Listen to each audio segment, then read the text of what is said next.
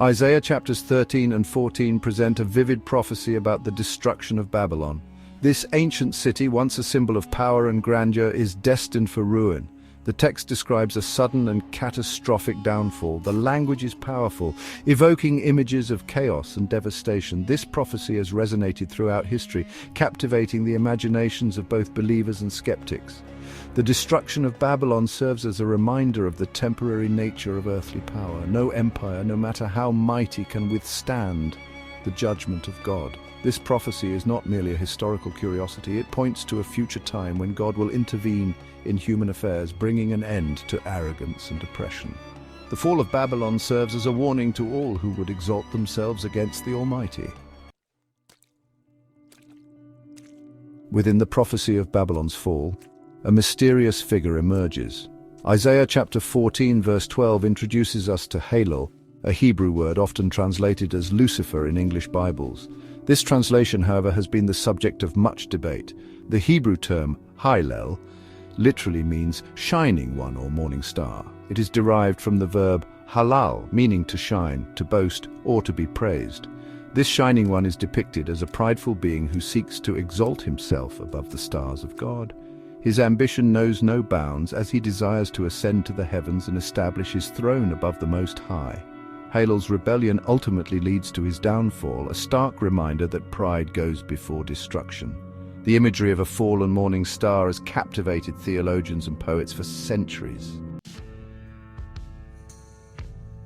The Hebrew word Halel bears a striking resemblance to two significant terms in Islam, Muhammad and Hilal.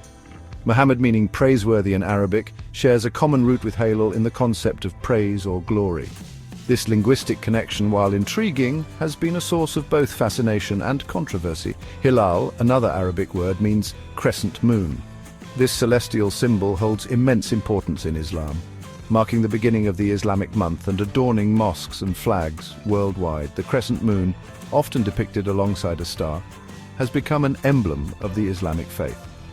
The linguistic links between Halel, Muhammad and Hilal raise intriguing questions about potential connections between Isaiah's prophecy and the rise of Islam. Isaiah chapter 14 verse 13 describes Halel's ambition to ascend to the Mount of the Congregation, a location often identified as Mount Zion in Jerusalem. This sacred site, home to the first and second temples, holds profound significance for both Jews and Christians. It is also a place of immense religious importance in Islam. Muslims revere the Temple Mount as the noble sanctuary, or Haram al-Sharif. Islamic tradition holds that it was from this location that the Prophet Muhammad ascended to heaven during the night journey, known as Isra and Miraj. The Dome of the Rock, a magnificent Islamic shrine completed in 692 CE, commemorates this event. The Temple Mount, a place of converging faiths and contested claims, remains a focal point of religious and geopolitical tension. Section 5, Ascending to Power, Allah and its Implications. The Hebrew word for ascend used in Isaiah chapter 14 verse 13 to describe Halel's ambitions is Allah. This word bears a striking resemblance to Allah, the Arabic word for God. While Allah is used by Arabic-speaking Christians and Jews, it is most commonly associated with Islam. The linguistic similarity between Allah and Allah, coupled with the context of ascending to a place of divine authority, has led some to draw connections between Halel's aspirations and the rise of Islam. They point to Muhammad's ascension to heaven from the Temple Mount and the subsequent spread of Islam as potential fulfillments of aspects of this prophecy. However, it is essential to approach such interpretations with caution and scholarly rigor. Section 6, the Mahdi, an Islamic messianic figure. Shiite Islam awaits the return of a messianic figure known as the Mahdi, believed to be a descendant of the Prophet Muhammad. The Mahdi is expected to appear at a time of great turmoil and establish a reign of justice and peace. His arrival is anticipated to usher in an era of Islamic dominance and spiritual renewal. According to Shia tradition, the Mahdi will establish his rule in Iraq, echoing the ancient land of Babylon. He will then liberate Jerusalem from oppression, establishing a global Islamic caliphate centered in this holy city.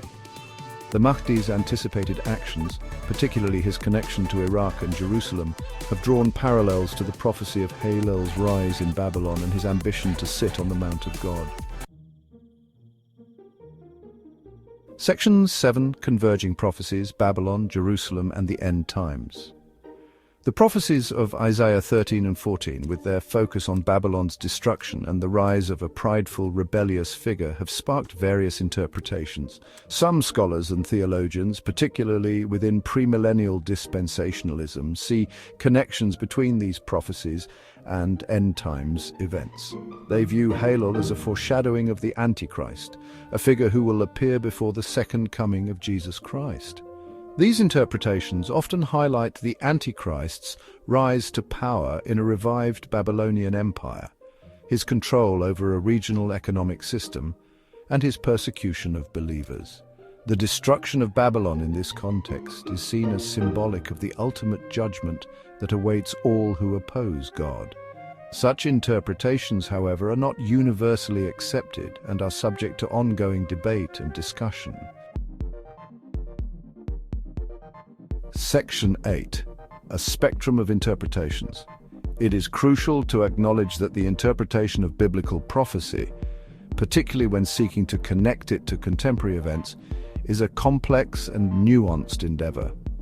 While some see compelling links between Isaiah 14, the rise of Islam, and end-time scenarios, others hold different views. Some scholars interpret Isaiah 14 as referring solely to a historical Babylonian king, while others see it as a broader commentary on pride and rebellion against God. Respectful dialogue and careful consideration of various perspectives are essential when engaging with such sensitive and potentially divisive topics. It is vital to approach these matters with humility, recognizing the limitations of human understanding and the inherent mystery surrounding divine revelation.